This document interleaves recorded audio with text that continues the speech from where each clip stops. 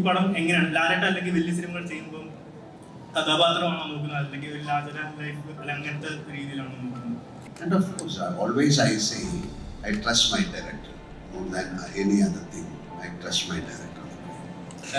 ലാലേട്ടൻ മമ്മൂക്ക ഒരു അഭിമുഖത്തിൽ നമുക്ക് പറയുന്നുണ്ട്, ഒരു കഥ എഴുതുമ്പോൾ എനിക്കായിട്ട് ഒരിക്കലും ഒരു കഥ എഴുതരുത്, അല്ലെങ്കിൽ എന്നെ കണ്ടിട്ട് ഒരിക്കലും ഒരു കഥ എഴുതരുത്, ആ കഥയിൽ ഒരു കഥാപാത്രമാണ് എന്ന് തോന്നിയാൽ മാത്രമേ ഇത് ചെയ്യാവുള്ളൂ. അപ്പം ലാലേട്ടൻ ചെയ്യുന്ന ഓരോ സിനിമകളും അങ്ങനെ ഫീൽ ചെയ്യുന്നത് തീർച്ചയായിട്ടും അദ്ദേഹം പറഞ്ഞതുപോലെ തന്നെയാണ്. ഇപ്പൊ ഇത് ശുഭാന്ത ഒരു കഥ എനിക്ക് വേണ്ടി എഴുതിയ കഥയല്ല, കഥയിലേക്ക് അവരെന്നെ ക്ഷണിക്കുകയായിരുന്നു.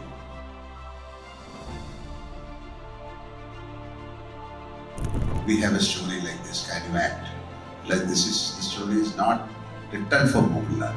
അപ്പം അതിനകത്ത് ഏറ്റവും ഒരു പ്രത്യേകത എന്ന് പറഞ്ഞാൽ എക്സ്ട്രീംലി ബോണ്ട് ഫീൽ ചെയ്യും നിങ്ങൾ തമ്മിൽ. ഇപ്പം ലാലേട്ടൻ്റെ കൂടെ ആക്ട് ചെയ്യുന്ന ആളോടെ ലാലേട്ടൻ അത്രയും ബോണ്ട് ഫീൽ ചെയ്യുന്നുണ്ട്. അതിൻ്റെ ഒരു മാച്ച് ചെയ്യുന്നത് ഇപ്പോൾ ഈസിലി സംഗീതമായിട്ടായാലും പണ്ടോണ്ടിൽ ചേർന്നിച്ചേട്ടൻ ചേട്ടൻ അങ്ങനെ വലിയ ലെജൻസിൻ്റെ ഉൾപ്പെടെ കിടിലായിട്ട് ബോണ്ട് ഫീൽ ചെയ്യുന്നു. ആ ഒരു മാച്ച് എന്താണ് എന്താ പറയണ്ടേ, എൻ്റെ ധർമ്മമായിട്ട് ഞാൻ കാണുന്നത്, എൻ്റെ കൂടെയുള്ള കുലീക്ഷമായിട്ട് ഏറ്റവും നന്നായിട്ട് സിനിമ ചെയ്യുക, അങ്ങനെ ഒരു നല്ല സിനിമ ഉണ്ടാക്കാൻ പറ്റും. ഏറ്റവും ഹാർട്ട്ഫുൾ ആയിട്ട് ഫീൽ ചെയ്ത് ഏതൊരു കോമ്പിനേഷൻ ഏറ്റവും എക്സ്ട്രീംലി നല്ല മെമ്മറി ആയിട്ട് കളിക്കുന്നത് എല്ലാ കോമ്പിനേഷനും എനിക്ക് മെമ്മറി തന്നെയാണ്. Really they want to know how was Mr. Mohanlal with you? And don't tell the truth. Okay.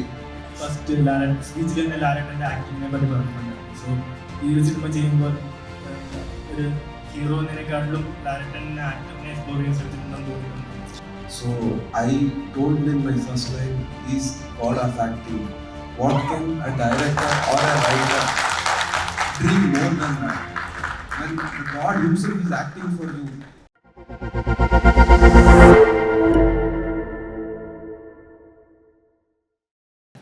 Lalettan industry hit അടിച്ച് എല്ലാം ഇൻഡസ്ട്രി ഹിറ്റ് ഒക്കെ അടിച്ച് എല്ലാ റെക്കോർഡുകളും ബ്രേക്ക് ചെയ്ത് നിൽക്കുകയാണ്. ഇപ്പൊ ലാലേട്ടൻ തന്നെ പറഞ്ഞിട്ടുണ്ട്, അതായത് കിഷ്കിന്ദാകാണ്ഡം പോലത്തെ കഥാപാത്രങ്ങൾ സിനിമയിലെ കഥാപാത്രങ്ങളൊന്നും എന്നെ തേടി വരുന്നില്ല എന്ന് പറഞ്ഞിട്ടുണ്ട്. ഇപ്പൊ എല്ലാ നടന്മാരും അല്ലെങ്കിൽ പുതിയ നടന്മാരൊക്കെ എല്ലാവരും പാൻ സിനിമകളിൽ പുറകെയാണ്. പക്ഷെ ലാലേട്ടൻ ഇത്രയും റെക്കോർഡുകൾ ബ്രേക്ക് ചെയ്തിട്ടും കഥാപാത്രങ്ങൾ അല്ലെങ്കിൽ നല്ല കഥാപാത്രങ്ങളാണ് തേടിയിരിക്കുന്നത്. അപ്പം ഈ ഒരു വൃഷഭ എന്ന് പറഞ്ഞ സിനിമയിൽ തന്നെ ലാർജർ ആൻഡ് ലൈഫ് ഒരു ക്യാരക്ടറാണെന്നാണ് വിചാരിച്ചത്. പക്ഷെ ഇപ്പം ട്രെയിലർ കണ്ടു കഴിഞ്ഞപ്പോൾ ആക്ടിങ്ങിന് കുറച്ചുകൂടെ ഇമ്പോർട്ടൻസ് ഉള്ള അല്ലെങ്കിൽ ഇമോഷണൽ ആയിട്ട് കണക്ട് ചെയ്യാൻ പറ്റുന്ന ഒരു കഥാപാത്രമായിട്ട് തോന്നി. അപ്പം ഈ പടം എങ്ങനെയാണ് ലാലേട്ടൻ അല്ലെങ്കിൽ വലിയ സിനിമകൾ ചെയ്യുമ്പോൾ കഥാപാത്രമാണോ നോക്കുന്നത് അല്ലെങ്കിൽ ഒരു ലാർജർ ആൻഡ് ലൈഫ് അല്ല അങ്ങനത്തെ രീതിയിലാണോ നോക്കുന്നത്? ഞാൻ നേരത്തെ സംസാരിച്ചപ്പോൾ തന്നെ പറഞ്ഞു, ഈ സിനിമയുടെ കഥ പറഞ്ഞപ്പോൾ അതിൽ കുറച്ച് പ്രത്യേകതകളായിട്ട് തോന്നി. നോർമൽ സിനിമയുടെ കഥയായിട്ടല്ല, റീഇൻകാർണേഷനെ കുറിച്ചുള്ള സിനിമകളൊക്കെ ഉണ്ടായിട്ടുണ്ട്. ബട്ട് ഡിഫറെൻറ്റ് റീഇൻകാർണേഷൻ ആണെന്ന് നിങ്ങൾക്ക് കണ്ടാൽ മനസ്സിലാവും. കാര്യം എൻ്റെ ഈറയിൽ പറയുന്ന കഥയാണ്. സോ അതിൽ ബേസിക്കായിട്ട് പറഞ്ഞത് തന്നെ അതിൻ്റെ അത് കോണ്ടന്റ് വൈസ് അതിന് ലവ് എന്ന് പറയുന്നതിന് വലിയൊരു സ്ഥാനം, അച്ഛൻ മകൻ എന്നൊക്കെ പറയുന്ന റിലേഷൻഷിപ്പിന് വലിയ സ്ഥാനമുണ്ട്. And it has got, ഞാൻ എന്താ പറയുക, so many actions. സാധാരണ സിനിമ കാണാതെ കൂടുതൽ ആക്ഷൻ ഉണ്ട്, ഡിഫറെൻറ്റ് പീരിയഡിലുള്ള ഫിലിമാണ്. അത്തരം സിനിമകൾ ഞാൻ അധികം ചെയ്തിട്ടില്ല. And of course always I say I trust my director more than any other thing. I trust my director. So I had that kind of confidence with Nanda Kishore.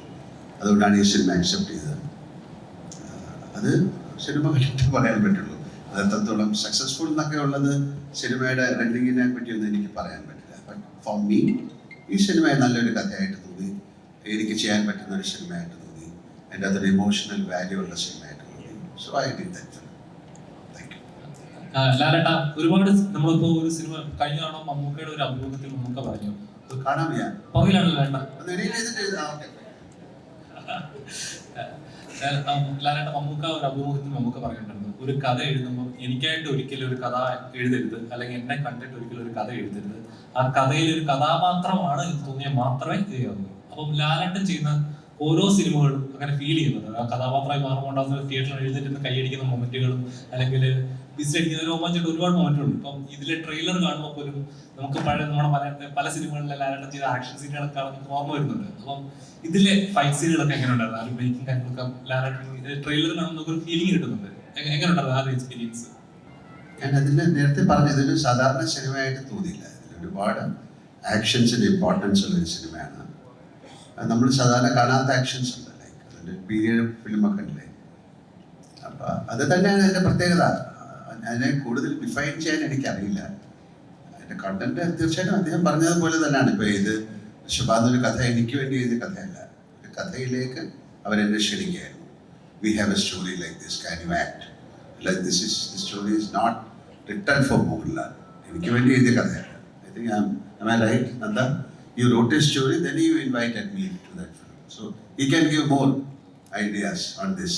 Just tell me. They want to know. Yeah, I understood the question. I can understand clear Malayali.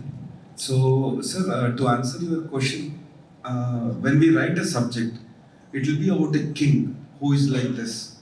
So, after you are drafting, and after you cannot draft something keeping some particular aesthetics in mind, then your story will be inclined towards that particular entity or person or drive. But when you want to write a story in the purest of form, then there will be no imagination.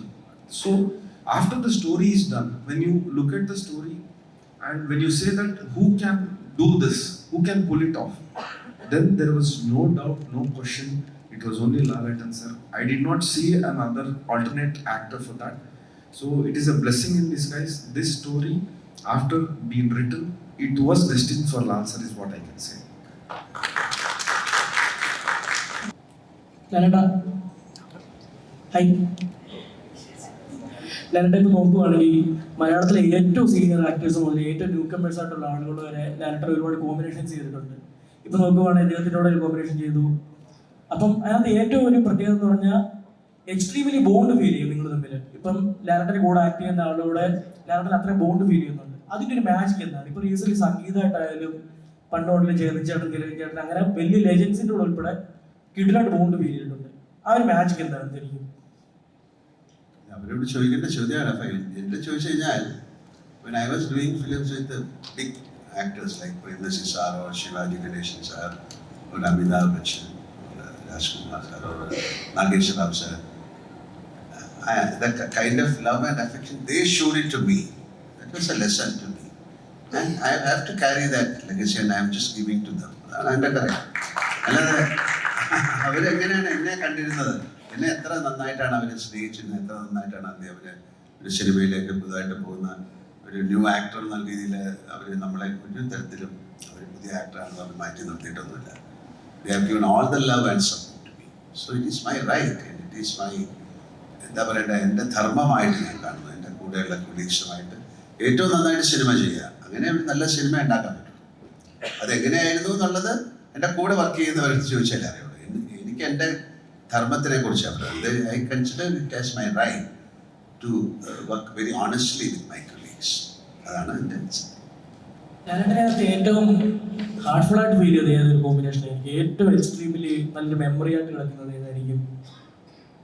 എല്ലാ കോമ്പിനേഷനും എനിക്ക് memory തന്നെയാണ്. ഒരാളെ എടുത്ത് പറയാൻ പറ്റില്ല. ഓരോ cinema അങ്ങനെയാണല്ലോ. നമ്മളിപ്പോൾ ഋഷഭയെ കുറിച്ചല്ലേ സംസാരിക്കുന്നത്. ഋഷഭിൽ നല്ല വളരെ എന്താണ് ഇമോഷണൽ ആയിട്ടുള്ള ഒരുപാട് സീക്വൻസുകളുണ്ട്. നമുക്ക് മെമ്മറിയിൽ ഇപ്പോൾ ഓടിയെത്തുന്നത് ഋഷഭിൻ്റെ സീനുകളാണ്. ലാൽസർ പറഞ്ഞതുപോലെ ലാൽസറിന്റെ കൂടെ അഭിനയിച്ചവരോട് വേണം നമ്മൾ ഇതിനെ കുറിച്ച് ചോദിക്കാൻ. So I think Samar you must have had the most combination scenes with Lalsar in the film, right? So we would like to hear your experience. They want to know that chemistry, how really they want to know how was Mr. Mohanlal with you. And don't tell the truth. Okay.